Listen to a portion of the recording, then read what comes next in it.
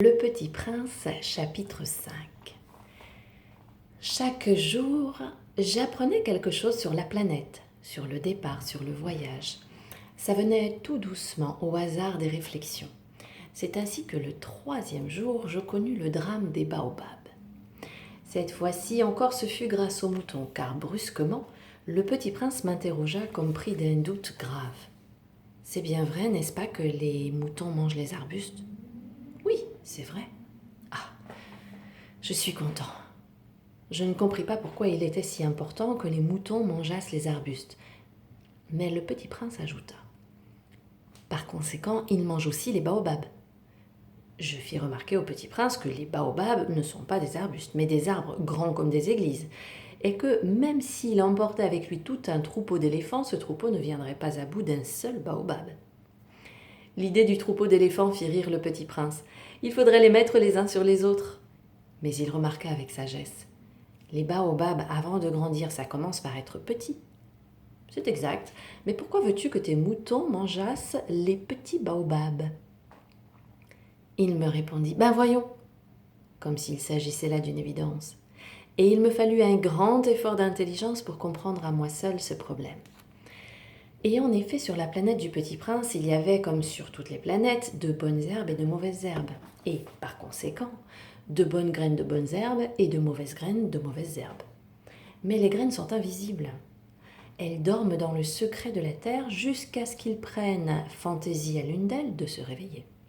Alors elles s'étirent et poussent, d'abord timidement vers le soleil, une ravissante petite brindille inoffensive. S'il s'agit d'une brindille de radis ou de rosier, on peut la laisser pousser comme elle veut. Mais s'il s'agit d'une mauvaise plante, il faut arracher la plante aussitôt, dès qu'on a su la reconnaître. Or, il y avait des graines terribles sur la planète du Petit Prince. C'étaient les graines de baobab. Le sol de la planète en était infesté. Or, un baobab, si l'on s'y prend trop tard, on ne peut plus s'en débarrasser. Il encombre toute la planète, il la perfore de ses racines, et si la planète est trop petite, et si les baobabs sont trop nombreux, ils la font éclater. C'est une question de discipline, me disait plus tard le Petit Prince. Quand on a terminé sa toilette du matin, il faut faire soigneusement la toinette de la planète. Il faut s'astreindre régulièrement à arracher les baobabs dès qu'on les distingue d'avec les rosiers, auxquels ils ressemblent beaucoup quand ils sont très jeunes. C'est un travail très ennuyeux, mais très facile. Et un jour, il me conseilla de m'appliquer à réussir un beau dessin pour bien faire entrer ça dans la tête des enfants de chez moi. S'ils voyagent un jour, me disait-il, ça pourra leur servir. Il est quelquefois sans inconvénient de remettre à plus tard son travail.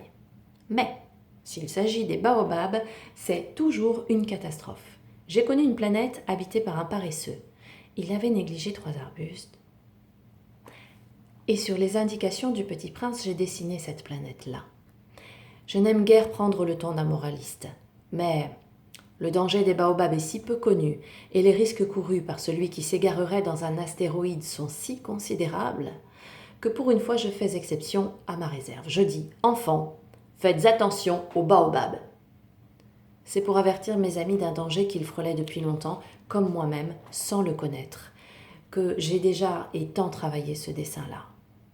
La leçon que je donnais en valait la peine. Vous vous demanderez peut-être pourquoi n'y a-t-il pas dans ce livre d'autres dessins aussi grandioses que le dessin des baobabs ? La réponse est bien simple. J'ai essayé, mais je n'ai pas pu réussir. Quand j'ai dessiné les baobabs, j'ai été animée par le sentiment de l'urgence. Regarde le dessin des baobabs. Le voici.